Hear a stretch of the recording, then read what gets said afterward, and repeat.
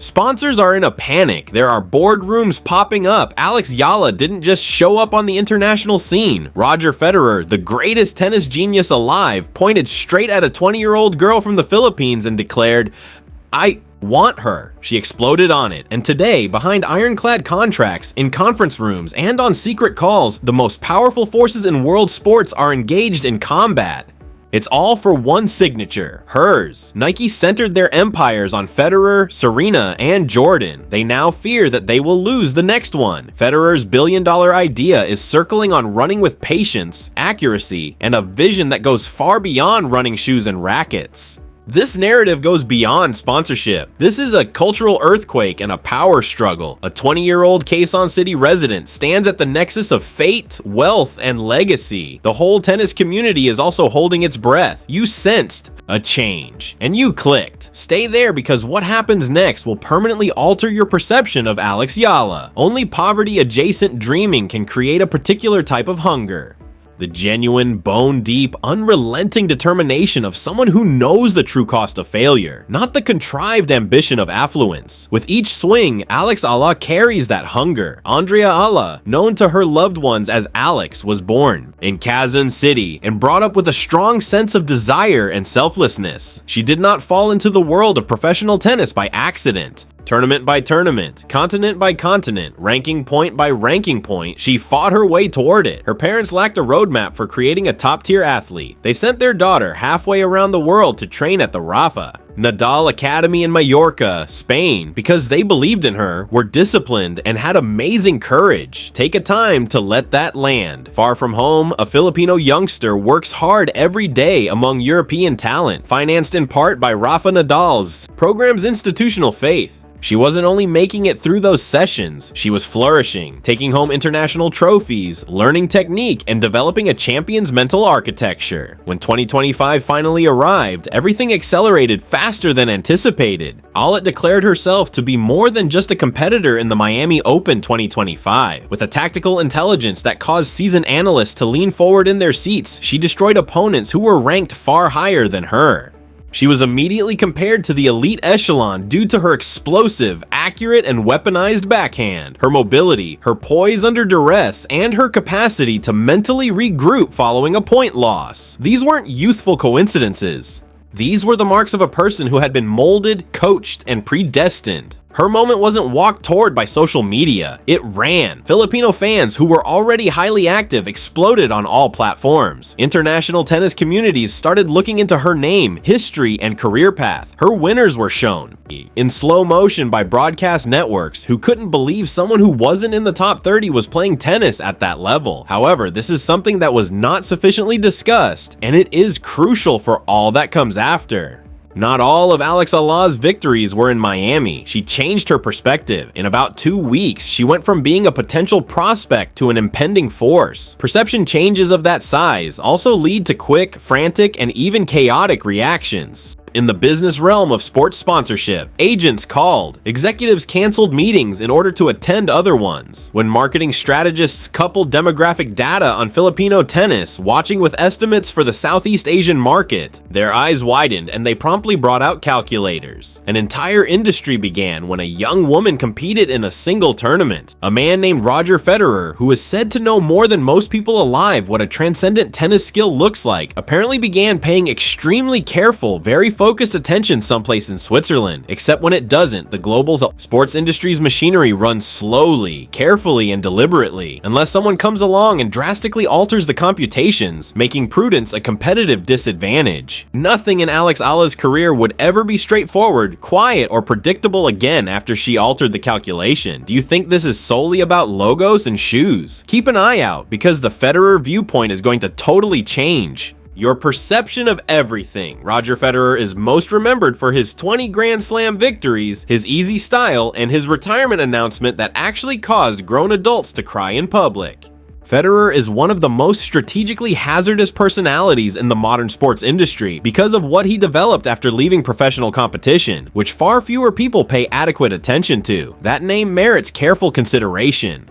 On Running. On Running began as a specialized sports footwear firm with unique technologies when it was founded in Switzerland. Their unique cloud tech personality turned into a real innovation discussion. However, everything changed in terms of scale, ambition, and trajectory in 2019 when Federer joined as a partner and made an investment. From a running shoe startup to a luxury athletic empire in a few of years, On Running's 2021 initial public offering, IPO, valued the firm at over $11 billion. Federer provided more than just his name. He influenced tactics. He found sportsmen who exemplified the brand's philosophy, which goes beyond performance. It's athletic brilliance delivered with a certain quiet assurance that screams quality, without desperation, complexity via movement, and grace under duress.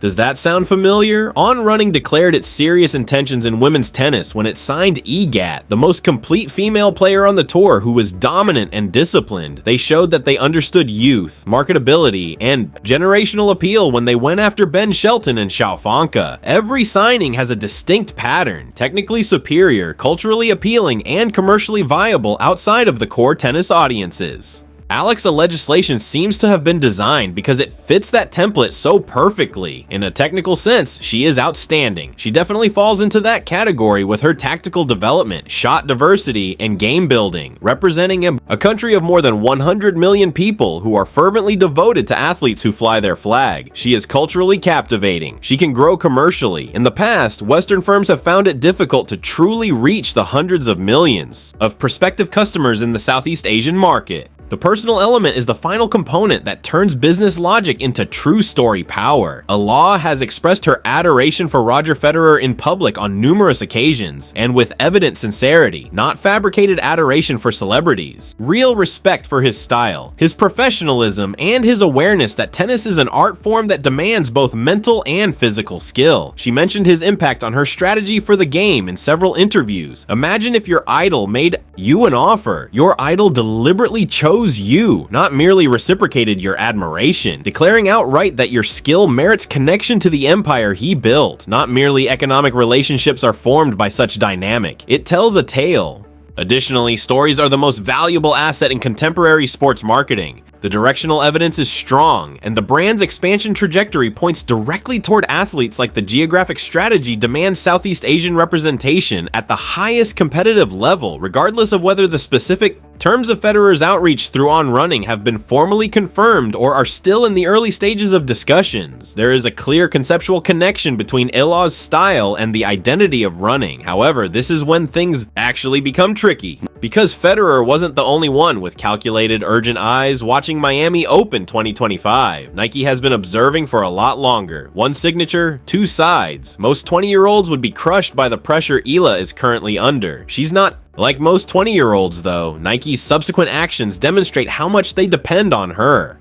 Nike remains calm. Part of the legend is that since the swoosh has such a strong hold on the market, panic is seen to be structurally impossible. They establish fashions. Athletes are defined by them. They are not pursued by them. That is, until a competitor with resources, credibility, and Federer's personal engagement joins the discussion over a guy Nike has already labeled as generational. According to sources familiar with Nike's athlete development pipeline, the firm had been keeping an eye on Eala long before Miami, and this is based on reporting from numerous reliable sports business writers rather than conjecture. The Filipino market possibility was recognized by their demographic experts. Her technical ceiling was recognized by their tennis division. Their brand strategists knew what women's tennis and the post-Serena era needed: a fresh face with a wide cultural reach and competitive brilliance. The word they used to define their vision of Eala held significance on an internal level. A franchise athlete is not an ambassador or endorser. The difference is crucial. Nike doesn't just pay its franchise athletes to wear their gear. They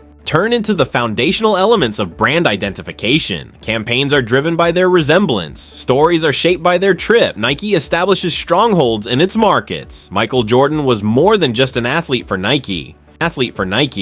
He created Nike in a way that brought in billions of dollars over several decades. In a similar category was Serena Williams. LeBron James took it a step beyond. According to those business reports, Nike's plan for Eala included spending close to $50 million over a few of years. $50 million for a 20-year-old who is still moving up the rankings. One thing is clearly reflected in that number. Nike didn't value Eala's current position. They were appreciating her clear direction. However, since On Running is more than just financial competition, Federer's On Running made everything more complicated. It's a contest of philosophy. Running provides something that Nike is structurally unable to: the active participation and personal guidance of the most esteemed living legend in the sport. No money amount can ever fully replace that dimension for a player who grew up admiring Federer. According to several reports, Nike's approach changed from measured to urgent. The pace of meetings increased. The proposals underwent upward revisions. The traditional contract finalization timetable, which is usually expressed in months, was drastically shortened. Once synonymous with leisurely supremacy, the swoosh now finds itself in a state of actual haste. And why is that important outside of business drama? Because Nike's urgency conveys a message that the general public hadn't properly considered. Alice has incredible leverage. Most young athletes never amass the cards she does.